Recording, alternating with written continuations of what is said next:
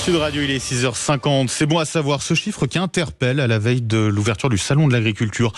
Un abattoir ferme tous les mois en France. Les professionnels de la viande alertent et s'inquiètent de cette tendance. Paul Rouche, bonjour. Bonjour monsieur. Et merci d'être avec nous ce matin sur Sud Radio. Vous êtes le directeur du syndicat Culture Viande. Déjà, comment expliquez-vous cette vague de fermeture des abattoirs en France ? Eh bien, écoutez, on a au moins 3 phénomènes importants. Le premier, qui me paraît le plus important, c'est la décapitalisation des cheptels. C'est-à-dire que nos élevages, depuis maintenant 4-5 ans, perdent du volume. Pour vous donner un exemple, dans la viande bovine, on a perdu 1 million d'animaux sur les 5 dernières années. Et dans le porc, on a perdu 2 millions d'animaux uniquement l'année dernière.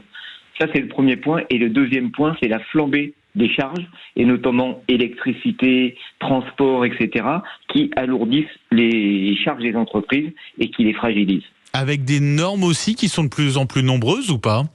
Avec des normes qui sont de plus en plus nombreuses, de plus en plus rigoureuses, que ce soit bientraitance, que ce soit sanitaire, etc. Donc un ensemble de contraintes, une offre moindre, une consommation qui s'érode aussi, et voilà. Et donc il y a aujourd'hui plus d'abattoirs que d'activités. Et pourtant, la consommation en viande des Français remonte un petit peu depuis quelques années. C'est assez surprenant, paradoxal au final. Oui, la consommation stagne, mais elle évolue un petit peu. C'est-à-dire que d'abord, on passe vers du plus de haché que de piécé. Et puis, les catégories d'animaux, c'est-à-dire le label, le bio, est en diminution par rapport à des viandes plus standards. Concrètement, quelles sont les conséquences qu'on a en France ? Est-ce que notamment du fait de ce nombre d'abattoirs en baisse, on a finalement des abattoirs qui sont de plus en plus éloignés finalement des exploitations, avec des transports, des coûts de transport peut-être plus importants ? C'est des coûts de transport plus importants, mais globalement, même si le parc d'abattoirs diminue, il est tel aujourd'hui. Aujourd'hui, on a 230 abattoirs sur le territoire national. Donc, aucun animal ne fera plus de 200 km pour retrouver un abattoir. C'est suffisant aujourd'hui le nombre d'abattoirs qu'on a ? Vous le donniez, ce chiffre ? Écoutez, c'est adapté. Il va s'adapter au cheptel. Donc, on aura inévitablement un nombre d'abattoirs qui va diminuer et qui restera évidemment suffisant par rapport à l'activité. Est-ce qu'il y a des régions qui sont particulièrement touchées ? À vous entendre, le maillage reste quand même assez bien réparti, en tout cas en termes d'abattoirs. Est-ce qu'il y a quand même des régions qui sont davantage touchées ? Et puis, est-ce que la taille de ces abattoirs aussi joue dans les fermetures ou non ? Il y a 2 choses qui jouent, si vous voulez. Si vous êtes un grand groupe et que vous avez plusieurs abattoirs, vous pouvez restructurer et en fermer 1 ou 2 par rapport à la diminution de l'offre.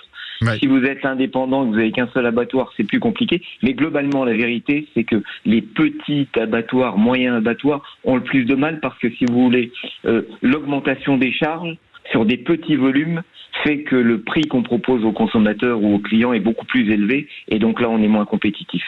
Avec des licenciements, en tout cas, j'imagine, qui vont avec.